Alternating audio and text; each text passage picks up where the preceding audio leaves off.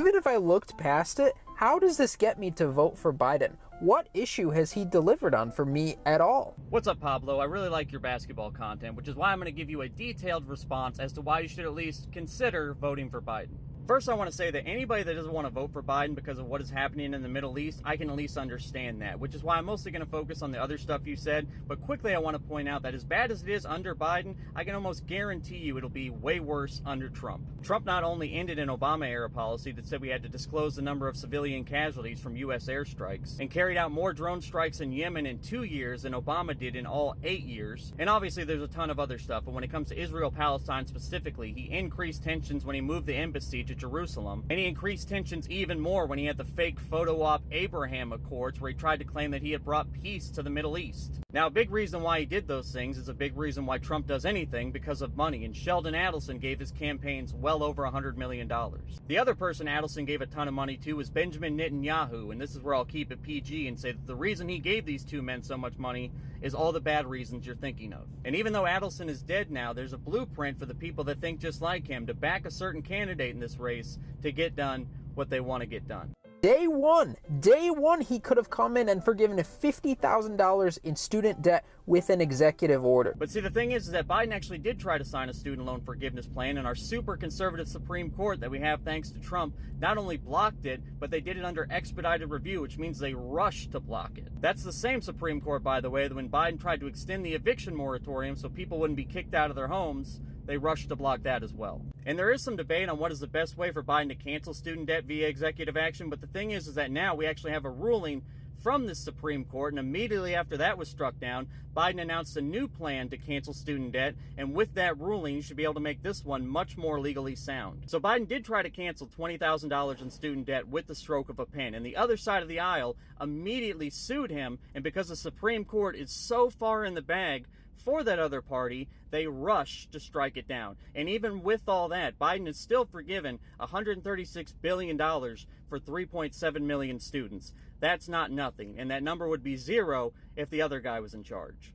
He combating climate change by immediately breaking his promise to not do drilling? You are right that he broke his promise when it comes to drilling, but he also passed with the smallest majority possible historic climate change legislation. And this study from Princeton on the impacts that legislation will have says that we will double the rate that we are cutting emissions from 2% up to 4%. But of course, much more still needs to be done. To reach 50% below peak levels of net zero over the next 3 decades, we would have to cut emissions by 6% per year. But that means if these estimates are right, that we got halfway to that goal in the first 2 years of the Biden administration. He improved the economy? Is it more affordable to get housing or food or anything? Now, obviously, there's a lot wrong with our economy, especially coming out of a once-in-a-100-year historic event. But thanks to legislation like the IRA, like the American Rescue Plan, like the CHIPS Act, America had one of the strongest economic recoveries in the world. And the latest economic data showed that wages are starting to outpace inflation again. Biden was also able to get things done like the PACT Act that gave our military vets health care, and a $1 trillion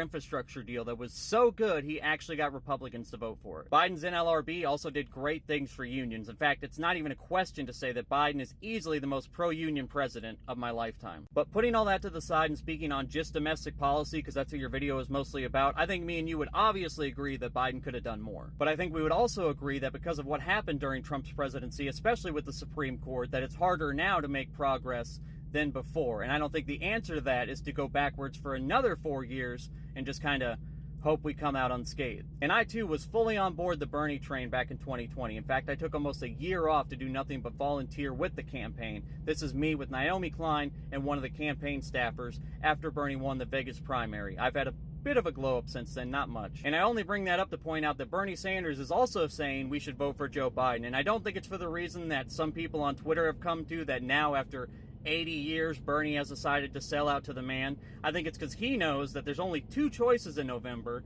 and one is deeply flawed, and the other might actually be the worst possible choice in America.